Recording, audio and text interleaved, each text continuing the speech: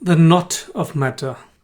What is the real problem with matter? Why is it such an obstacle? Why is it so enduring and so convincing? Hello, this is Chris speaking with another video about Sri Aurobindo's The Life Divine, chapter 25, The Knot of Matter, and the rest of the chapter 24, Matter. Somehow we already know in spirituality, in philosophy, and even in natural sciences like physics, that matter is energy. We know that, but there seems to be no consequence. It doesn't seem to change anything. Matter still remains matter. I can still knock on the table or on the wall or on the glass here, and it doesn't change. It doesn't transform into energy. It's still there. Somehow we can feel it. We can touch it. We can touch how hard and irresistible it is. And unfortunately, there seems to be a connection between matter and its solidity on the one hand, its density on the one hand, and ignorance, and maybe even evil on the other hand. Sri Aurobindo quotes here from the Rig Veda, "I cannot travel to the truth of the luminous Lord by force or by duality. Who are they that protect the foundation of falsehood? Who are the guardians of the unreal world?" Where does the problem start? That is the question. There must have been some point, somewhere in the past or before time came into existence, where everything was one. And then the division started. Division started, separation started, aggregation and disaggregation started. He writes, "For this is the monstrous thing, the terrible and pitiless miracle of the material universe, the giant ignorance which is the law of the universe." At some point, the formless has assumed form and has become subject to the laws or to the law of the universe. Those laws just function. There is no consciousness there anymore. There is no awareness that there is consciousness or anything else than matter. It's just inertia. It's just going on. He writes, "Here consciousness has lost and forgotten itself in a form of its works, as a man might forget in extreme absorption not only who he is, but that he is at all, and become momentarily only the work that is being done and the force that is doing it." The only way the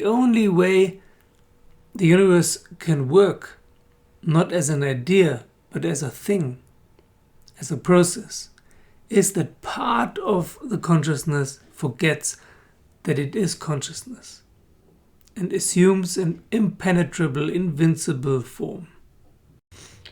It does not know, for it has no mind. It does not care, for it has no heart. There is a part of the whole that really has become form, has become substance, has become heart, like the bottle here. And the second fundamental opposition between matter and spirit is the mechanical laws. So that matter works, that the material universe works, laws were created. And it follows these laws.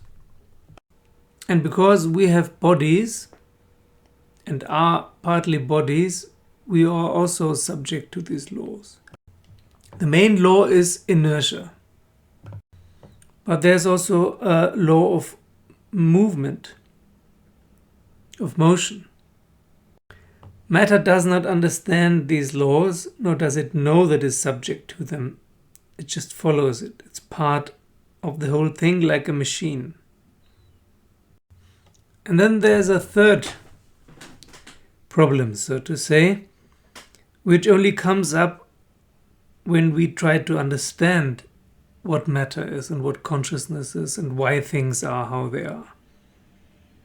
And this last struggle is division, strife, discord, struggle.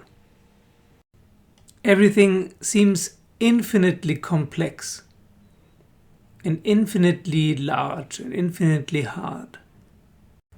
We're constantly distracted from finding out why things are the way they are or seem to be because of this endless division. All seems to be millions and millions and millions of details. There always seems to be a gap of knowledge, that we don't know enough. The puzzle never seems complete. There are just too many puzzle pieces. It is almost as if it is forbidden to know everything, as if it is impossible to see the whole picture. The opposite of division, of course, is unification. And this is what we must strive for. If we strive for unification, it's kind of our only chance to overcome this division into a myriad of aspects. Unfortunately, hand in hand with this division goes pain and suffering and dissatisfaction.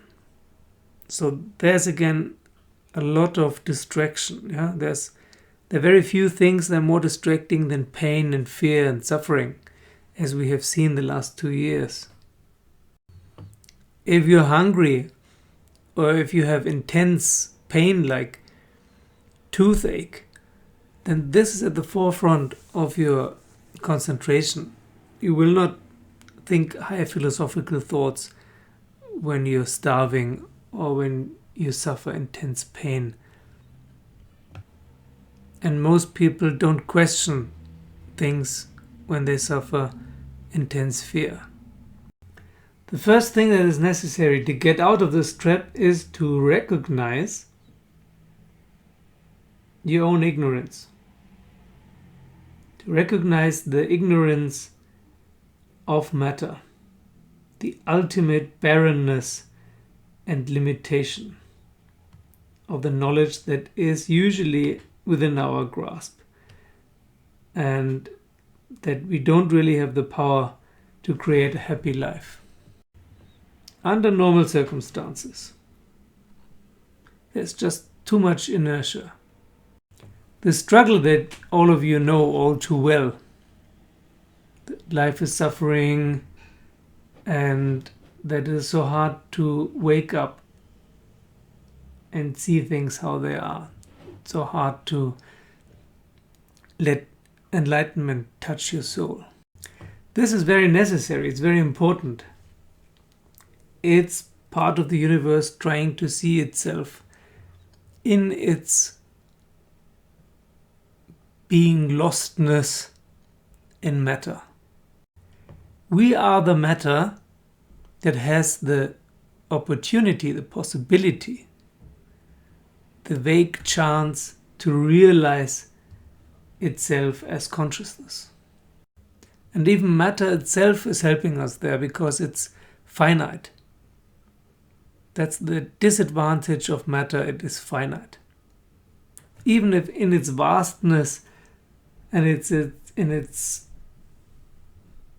stronghold of impenetrable laws, it remains finite. It's not infinite as the absolute, as Satchitananda is. And the more matter strives for infinity, for completeness, the more it will allow consciousness to seep in again. There is a progress. There's an inbuilt progress. One word for it is evolution, for example. Matter denies us bliss, negates bliss, and at the same time it also wants bliss. The infinite tries to find itself in the finite, and we will see if this is possible or not. If it's not possible, then it will just stop at some point. And if it is possible, we are most probably part of this process. Let's not forget what we said in the last video about matter. In the end, it's a big game that the infinite, the absolute, is playing with itself. So there has to be a resolution to this game, otherwise the game becomes boring. The whole purpose of the game is adventure. If this turns into inertia, into just laws doing its thing, this is not an adventure anymore. The principle of division is something that has been created by the mind, by the supermind, not our mind. This supermind, this absolute, has bound itself with chains that it has forged itself and imprisoned itself in a dungeon of its own building, as Sri Aurobindo writes. But the universe is not just a mental being of some sort that is hidden in the forms of the universe. It is a being that is still unrevealed. It's so much vaster than we can ever fathom. And it will liberate itself at some point. It will cut the Gordian knot of matter at some point. Because all of this death and division and mutual devouring and individualization and subordination is mute at some point. They will have fulfilled their purpose. It's like a hide and seek game. At some point, the game is over. You will not play it for days and days on end without break. Sri Aurobindo quotes from the Taittiriya Upanishad, "There is a self that is of the essence of matter. There is another inner self of life that fills the other. There is another inner self of mind. There is another inner self of truth knowledge. There is another inner self of bliss." And above all, there is an ascension. There is an ascension of such a vast scale in size and time that it is almost impossible for us to see it. But still the question remains why energy should take the form of matter in the first place. Why not mere force currents?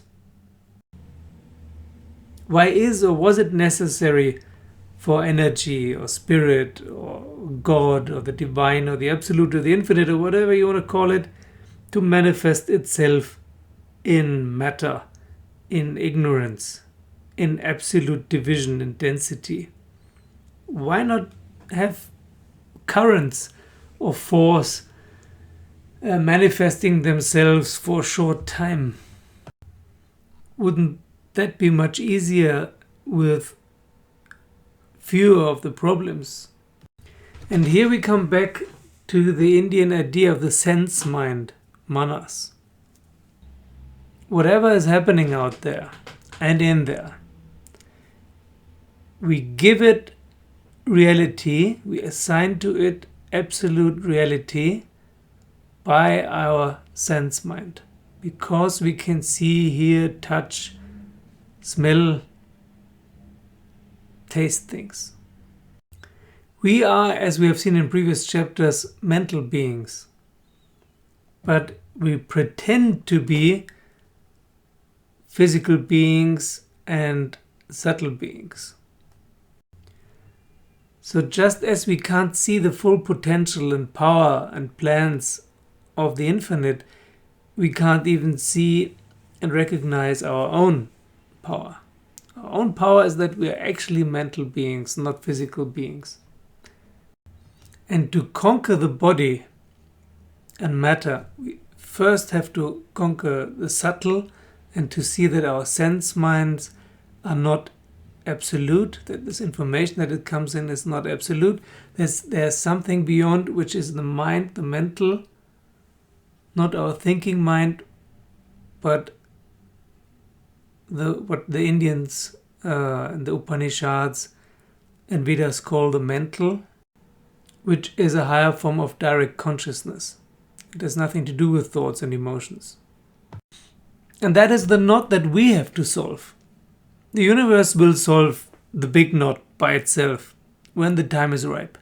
But for us, it's time to realize our knot and to dissolve or cut through our knot, which is that we are not only physical beings, we are mental beings. And between the physical and the mental, there's the subtle, and the senses are part of the subtle mind. We have to go back to the beginning. To go forward, we first have to go back to the beginning, to the original principle of things. And the original principle of things is existence, consciousness, force. Everything is existence, consciousness, and force. Even matter, even ourselves. Existence is the activity of conscious force. And force is the action of conscious being, of the soul existing conscious being. And matter is a form of spirit. Matter is not substance. It is a form of spirit, an appearance of spirit. Due to our senses and due to the dividing action of the mind has chosen to do and to believe in this division. And this choice can be revoked. And mind, also our minds, the mental, is a final action, is a extension of the supramental, of the descent, of the bodiless, infinite supermind descending downwards into creation and life and action and force and mind and matter. And just as there is a real unity of energy, there's a real unity of matter, which in the end is the same. Through mind, supermind carries the principle of division into the extreme to gauge its full potential. Matter itself is just a consequence of consciousness. It has no being by itself. All being is just derived from consciousness. Like a machine or a computer, a pocket calculator. Yeah? It's a thing that doesn't have any intelligence of itself, at least not yet. Maybe there is artificial intelligence at some point, but so far most machines don't have any intelligence. They just do what they were built to do. And thus matter also works according to its laws that have been created by the supermind. Sri Aurobindo writes at the end of the chapter that this whole quest for consciousness, of realizing itself, could be limited in itself by its complexity and may not be possible within the confines of matter, may only be possible outside of it. But that is only one possibility. It seems obvious, but it's not necessary. In any case, we have to work on our sense mind first and overcome these aspects of solidity, tangibility, resistance, firm response to the touch of sense. And then we have to find a scale of matter, an ascending series of substance. Of course, we have these kind of scales already. Yeah? We have the periodic table of elements, for example. And we have spiral dynamics and the Hawkins scale and many other. Or the division into gross, subtle, and mental, for example. The point here is that all scales are always ascending from gross to invisible, energetical, real ideas, like Plato's philosophy. In Plato's philosophy, there's always a real idea that then manifests itself into the gross realm, which we call matter, which we call the world. It's like climbing a mountain. It seems impossible until you're on the top of the mountain. There was a guy recently, a Nepali guy, who climbed all 14 highest peaks, mountain peaks of the world in 6 months and a few days, which was considered to be impossible.